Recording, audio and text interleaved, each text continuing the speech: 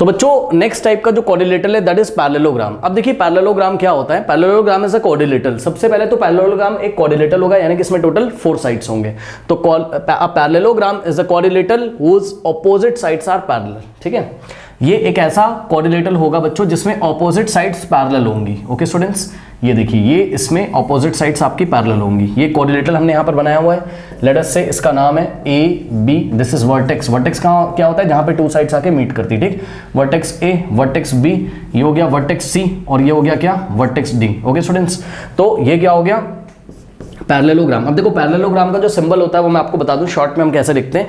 2 parallel line draw करेंगे इस तरीके से और जीएम लिख देंगे। जीएम क्या करेंगे, 2 पैरेलल लाइन ड्रॉ करेंगे और ऐसे जीएम लिख देंगे। ये शॉर्ट फॉर्म है पैरेललोग्राम लिखने का। करेक्ट, ये आप 9th क्लास में पढ़ोगे, बट अभी से आप सीख लो। पैरेललोग्राम को इस तरीके से लिखते हैं, पैरेलल लाइन ड्रॉ करके और जीएम लिखते हैं आगे। ठीक है, तो parallelogram A B C D. अब जब भी मैं पैरेललोग्राम को लिखूंगा तो ऐसे करके लिखूंगा। ठीक है, आप समझ जाना ना। अब देखो बच्चों, ये जो कोऑर्डिनेटर है इसमें खासियत है क्या कि ये जो ए बी है और जो सी डी है, जो ऑपोजिट साइड्स हैं, A B and C D parallel है। चेक कर लो, sides A B and C D are parallel. तो हम इसको इस तरीके से लिखेंगे, A B parallel to C D.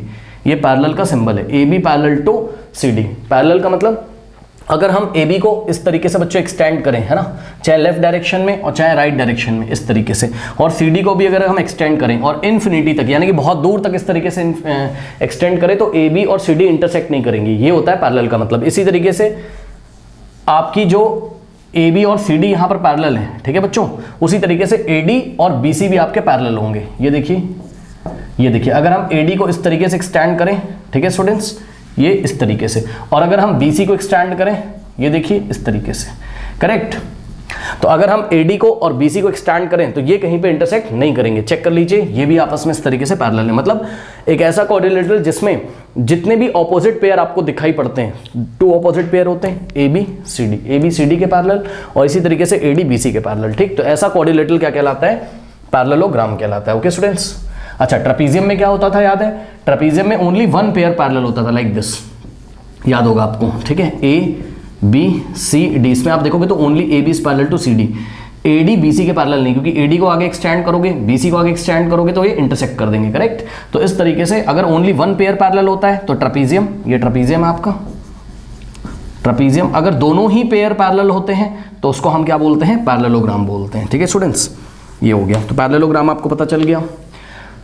Okay now students, अब देखिए जरा नेक्स्ट जो टॉपिक पढ़ना है वो पढ़ना है एलिमेंट्स ऑफ पैरेललोग्राम। ठीक है, पैरेललोग्राम के एलिमेंट्स। ठीक, फर्स्ट पॉइंट ऑपोजिट साइड। ठीक है, एलिमेंट्स मीन साइड के बारे में बात करेंगे, एंगल्स के बारे में बात करेंगे। ओके नाउ यहां पे देखिए बच्चों, ऑपोजिट साइड कौन कौन सी है, ए बी सी डी और ए डी और बी सी। ये ऑपोजिट साइड है जो आमने सामने होंगी। A B is opposite to C D, ठीक, and A D is opposite to B C. और मैंने अभी आपको बताया क्या कि जो ऑपोजिट साइड्स होंगी वो पैरेलल होंगी। करेक्ट, यानी कि A B is parallel to C D and A D is parallel to B C. ये बात मैंने आपको बताई। उसके बाद बच्चों ऑपोजिट एंगल्स, ठीक है ना। हालांकि अभी इन सारी प्रॉपर्टीज को मैं फिर से आपको बताऊंगा बट यहां पर पहले आप पहचान लो कि ऑपोजिट एंगल हम किसको बोलते हैं। करेक्ट, तो बच्चों ध्यान से चेक करिए ऑपोजिट एंगल कौन कौन से होंगे। ये देखिए, ये एंगल ए, ये रहा एंगल ए। एंगल ए के ऑपोजिट कौन सा है, एंगल सी। ठीक, यानी कि एंगल ए और एंगल सी ऑपोजिट एंगल है। तो कौन कौन से ऑपोजिट एंगल है, angle A and angle C, ये ऑपोजिट एंगल है। और कौन कौन से ऑपोजिट एंगल है, चेक करिए, एंगल बी और एंगल डी। चेक कर लो, ये आमने सामने ना, तो एंगल बी और एंगल डी ये ऑपोजिट एंगल है। तो angle B and angle D opposite angle. बच्चों समझ में आया। इसी तरीके से मान लीजिए हम आपको एक पैरेललोग्राम इस तरीके से दे दें। ये देखिए, लेट अस से ये वाला पैरेललोग्राम है, इसका नाम है पी क्यू आर एस। क्या नाम है इसका, P Q R S. Okay, P Q R S.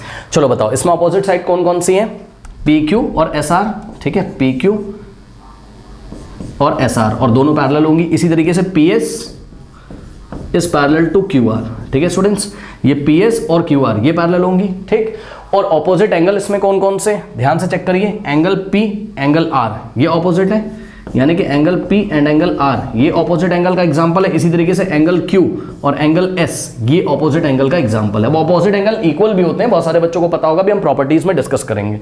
तो angle Q and angle S, ये ऑपोजिट एंगल के एग्जांपल हैं। ठीक, चलिए नेक्स्ट है बच्चों एडजेसेंट साइड क्या होते हैं। अब देखिए एडजेसेंट साइड को समझने के लिए आपको देखिए एडजेसेंट साइड को दो तरीके से डिफाइन कर सकते हो आप। फर्स्ट जो मेथड है वो क्या है मैं आपको बताता हूं। एडजेसेंट साइड का बच्चों वन कॉमन वर्टेक्स होगा। क्या मैंने बोला? एडजेसेंट साइड का वन कॉमन वर्टेक्स होगा। अब इस बात का क्या मतलब है, कहीं पर अगर आप चाहो तो आप अपनी कॉपी में नोट कर सकते हो बच्चों। क्या मैंने बोला? जो एडजेसेंट साइड होंगी ना इनका एक कॉमन वर्टेक्स होगा, वन कॉमन वर्टेक्स होगा। ये क्या बात बता दी, ध्यान से चेक करिए बच्चों। देखिए वर्टेक्स क्या होता है, जहां पे टू साइड्स आके मीट करती हैं। तो ये देखो बच्चों, ये वाला वर्टेक्स ए पे कौन कौन सी साइड मीट कर रही है, ए बी और ए डी। तो ए जो वर्टेक्स है, ठीक है, इस पे कौन कौन सी साइड मीट कर रही है, ए बी और ए डी। मतलब साइड ए बी और ए डी का कॉमन वर्टेक्स कौन है, ए।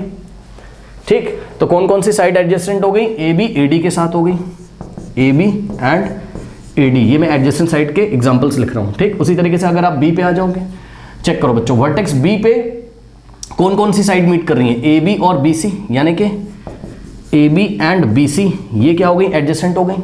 इसी तरीके से ये देखिए, ये जो पॉइंट सी, यहां पे कौन कौन सी साइड मीट कर रही है, सी डी और बी सी, यानी कि C D and B C, ये हो गई एडजेसेंट साइड। इसी तरीके से अगर आप आ जाओगे बच्चों वर्टेक्स डी पे, तो कौन कौन सी साइड मीट कर रही है, ए डी और सी डी, है ना। तो A D and C D, ये हो गई आपकी एडजेसेंट साइड के एग्जाम्पल। ठीक, तो एडजेसेंट साइड आप कैसे पहचानोगे, कोई एक कॉमन वर्टेक्स मिल जाएगा आपको। ठीक, चलो अब एडजेसेंट साइड को आप एक और तरीके से पहचान सकते हो। ये देखिए एडजेसेंट साइड कह रहा है कि वन ऑफ द साइड्स, ये आपकी एनसीईआरटी बुक में लिखा है, ठीक है, one of the side starts where other end. ठीक है ना, एडजेसेंट साइड्स तब हमको मिलेंगी जब one of the side starts where other end, मतलब जहां पे एक साइड एंड हो रही हो वहां से दूसरी स्टार्ट हो रही होगी। चेक कर लो, कोई बहुत बड़ी बात नहीं। देखिए ये आप ऐसे चले तो सी डी यहां सी पे एंड हो रही है, तो यहां से बी सी स्टार्ट हो रही है। ठीक, फिर आप यहां पे जब पहुंचे तो सी बी या आप बी सी बोल सकते हो, बी सी एंड हो रही है तो यहां से ए बी स्टार्ट हो रही है। ठीक, तो इस तरीके से बी सी और ए बी एडजेसेंट हो गई। जब आप यहां पे पहुंचे तो ए बी एंड कर रही है, ए डी स्टार्ट कर रही है, यानी कि ए बी और ए डी क्या हो गए, एडजेसेंट हो गए। तो आई थिंक अब आपको बच्चों समझ में आया होगा कि एडजेसेंट साइड्स क्या होते हैं। उसके बाद एडजेसेंट एंगल क्या होते हैं। देखो बच्चों एडजेसेंट एंगल में आपको कुछ नहीं करना है, कोई भी एक साइड आप सिलेक्ट कर लो, कोई भी एक साइड सेलेक्ट कर लो। लेट अस से हमने सी डी सेलेक्ट कर लिया। ठीक, ये हमने सी डी इस तरीके से सेलेक्ट कर लिया, करेक्ट। अब सी डी के टू एंड्स होंगे, भाई कोई भी साइड होगी उसके टू एंड्स होंगे, है ना। जैसे कि सी डी के कौन कौन से एंड्स हैं, सी, और दूसरा एंड क्या है, डी। ठीक, तो किसी साइड के एंड्स पे जो एंगल बने होंगे उसको एडजेसेंट एंगल बोलते हैं। पढ़ लीजिए क्या कह रहा है, कह रहा है कि एडजेसेंट एंगल्स, कह रहा है कि they are at the end of the same side. कोई एक ही साइड लेनी है आपको, उसके एंड पे एंगल चेक करने हैं। ठीक है, तो they are the angle at the end of the same side. तो चेक करो सी डी के एंड्स पे, यानी कि डी एंड पे एंगल डी है और सी एंड पे एंगल सी है। ठीक, बस तो एंगल सी और एंगल डी एडजेसेंट एंगल का एग्जांपल है। तो यहां पे मैं लिख दे रहा हूं एडजेसेंट एंगल के एग्जांपल, है ना बच्चों। Angle C and angle D are adjacent. उसके बाद बच्चों अगर आप बी सी को सिलेक्ट करोगे, ठीक है ना, ये देखिए साइड बी सी को सिलेक्ट किया, तो बी सी के कौन कौन से एंड है बताइए। बी सी के एंड है बी और सी, यानी कि एंगल बी और एंगल सी एडजेसेंट एंगल के एग्जांपल हैं। तो angle B and angle C, ठीक, एडजेसेंट एंगल के एग्जांपल हैं। इसके बाद आपने ए बी को सिलेक्ट किया। ठीक, तो अब ए बी के कौन कौन से एंड है चेक कर लो। ये साइड ए बी के कौन कौन से एंड है, ए का एंड है ए और बी, मतलब साइड ए बी का एक एंड ए है और दूसरा एंड क्या है, बी है। तो एडजेसेंट एंगल कौन कौन से हो गए, angle A and angle B, correct. तो angle A and angle B, ये हो गया आपके क्या, एडजेसेंट एंगल। उसके बाद बच्चों ए डी, ठीक है बच्चों, साइड ए डी को आप सिलेक्ट करोगे तो ए डी के कितने एंड्स हैं, टू, कौन कौन से, ए एंड और डी एंड। चेक कर लो ना, ए डी साइड के टू एंड्स हैं, ए और डी। तो एंड ए पे एंगल ए मिलेगा और एंड डी पे एंगल डी मिलेगा, यानी कि angle A and angle D, ये एडजेसेंट एंगल के बच्चों एग्जांपल हो गए। ठीक है ना, तो ये सारी चीजें, ये देखिए ये एडजेसेंट एंगल्स लिखे हुए हैं और ये एडजेसेंट साइड्स लिखी हुई हैं। ठीक है ना, मैं लिख देता हूँ। ये हमने क्या लिखा है, ये लिखा है हमने क्या, एडजेसेंट, कॉपी में आपको नोट लगाना है। ये एडजेसेंट एंगल्स हैं बच्चों, और ये क्या है, ये है एडजेसेंट साइड, एडजेसेंट साइड्स। जिसको नहीं क्लियर हुआ है परेशान ना होइए, क्वेश्चन करते करते सब कुछ क्लियर हो जाएगा, बस आप वीडियो देखते जाइए। ओके स्टूडेंट्स, चलो तो इतना आप लोग नोट कर लीजिए बच्चों।